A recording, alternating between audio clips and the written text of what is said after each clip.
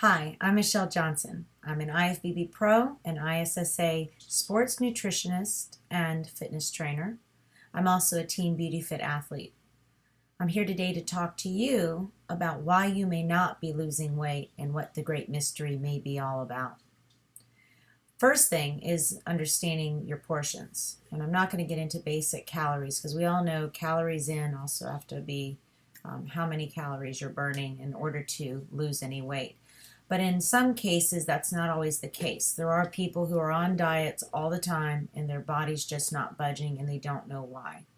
So the first thing to do is check your portion control. Make sure that you are measuring and weighing your food if you've gotten away from that, just to be sure you're eating within your calorie range. There's lots of formulas online that you can look at to figure out how many calories you should be eating for your height and body weight. But calories can be skewed by types of foods you're eating and the purpose they have and how they impact your body. So it's not just about calories or macros. It's about how your body reacts to these foods. Because if you have any food intolerances, which is something that can be underlying some of your issues, you will be inflamed and find yourself bloated and having other side effects. So it's very important that you know if you actually have food intolerances. So I do recommend getting a food intolerance test. And the way that you do that, there is one online. I'll show you what it looks like. I personally use this with my clients, Pinner test, and I was surprised to learn that I can't tolerate fruit or corn. And wheat, I have a moderate intolerance to, but I have found that my body is reacting better now that I've just taken gluten and wheat out of my diet altogether, as well as the fruit and any corn products, corn syrups, all of that. The next thing you want to consider is your exercise habits. If you're exercising a lot and you're wondering why you're not seeing results, for you it's all relative. A lot may be for you 20 minutes, for another person maybe 2 hours a day. Neither are ideal. If you have a very low conditioning level and you're not really getting your heart rate up and really working to a pace where you are not breathing heavy, that could be an issue. You could end up not burning enough calories in order to burn off the calories you've eaten for the day, right? So it's very important that you understand, number one, your BMR, your basal metabolic rate.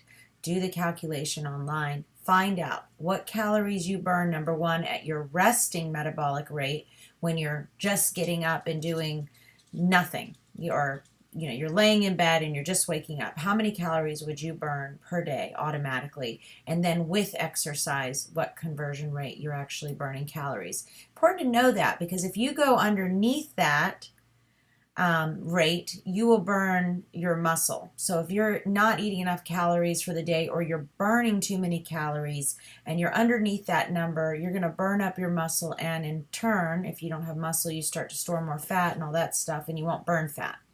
And if you're above that rate, then you are, overdoing it. You're overeating if you're way above where you need to be in order to lose some weight. So knowing that you need to burn about 500 calories under, you have to eat 500 calories less than what you normally eat each and every day to lose some weight, or at least be burning it off with exercise. That's an important thing to know. So to keep it stupid simple and not have to do so many numbers and math and all that kind of stuff, just start looking at your portions, start tracking, just writing down some things for maybe 3 days and just seeing, am I really eating what I think I'm eating, or am I eating more than I realized? And how many carbs am I really getting, and sugars and all that stuff? Because remember, if it's dairy, if it's fruit, if it's a carbohydrate, sugars are sugars. They're going to convert to fat unless they're utilized. And there are good sugars with lots of nutrients and grains, and then there's some bad sugars. And even vegetables have sugars. So those are all sugars. Carbs are vegetables as well. So when people tell me they don't have carbs on their plan, I kind of giggle, because, they just don't know that actually vegetables are a carb and that they are not carb deprived. And that's more psychological than really about not having carbs on the diet. And so The most important thing that you should know about that is to really do a little analysis on what you're eating, how much you're exercising, what are you really burning, and how many calories you're really getting. The second thing to consider are any medications that you may be on or medical conditions you may have. If you have Syndrome X, which is insulin resistance, that will absolutely prevent the hormones that you need to lose weight from working, and the insulin inhibits your ability to metabolize fat and lose weight. That can be an issue. Hyperthyroidism can be an issue. And it's important to not always just go by what the doctor says, but make sure you see an endocrinologist and you get a thorough study if you have suspicions or you notice in your blood work you're at a range that's on the higher or lower end of the spectrum. You really want to look and see where you are.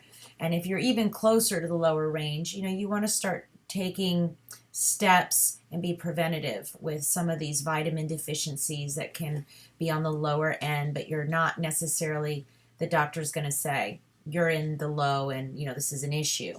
But I always look at it like, okay, if my vitamin D is dropping, I could be a step away from being low in vitamin D, so why not stock up on some vitamin D and get in the middle of the range?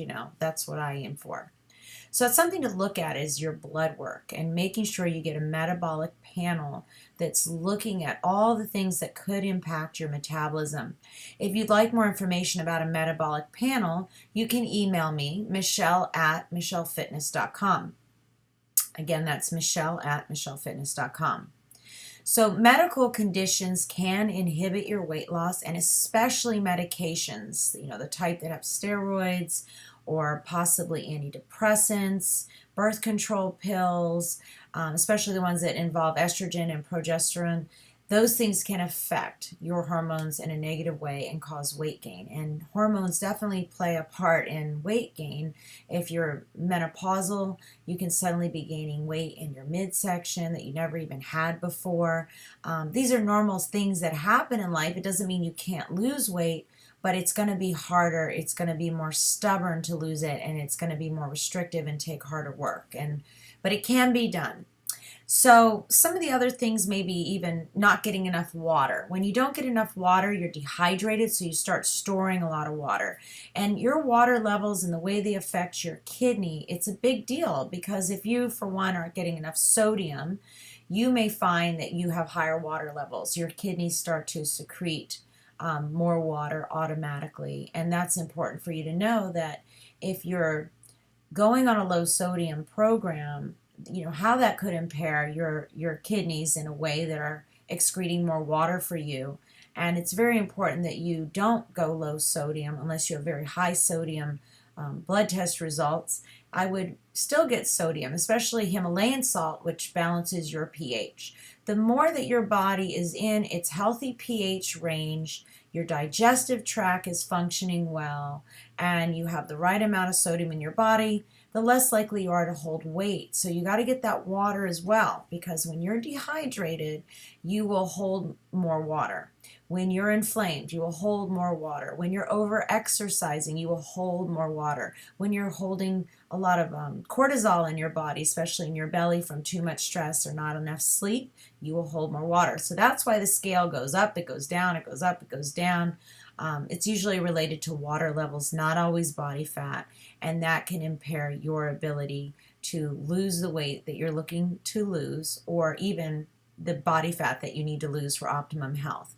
So those are some of my tips and suggestions, some things to look into. I can't cover everything, but I will continue to do these videos and give you information, and just be sure you start to do an investigation yourself.